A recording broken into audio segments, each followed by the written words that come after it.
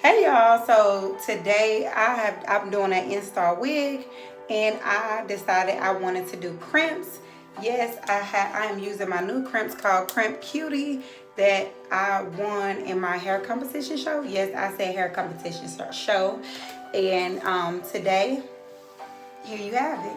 I'm going to show you how to get a crimp, okay? How to create a crimp. Okay, so just stay tuned. So what I did first was I sectioned the hair off. That way the hair is not all over the place. I'm going to take not little but not big parts of the hair and I am going to clip it again, clip it up. I'm going to take this part of the hair.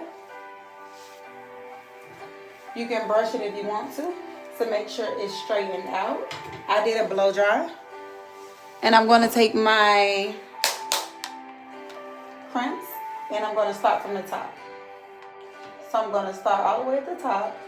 And I'm just going to keep it on just for a couple of seconds. Just for a couple of seconds.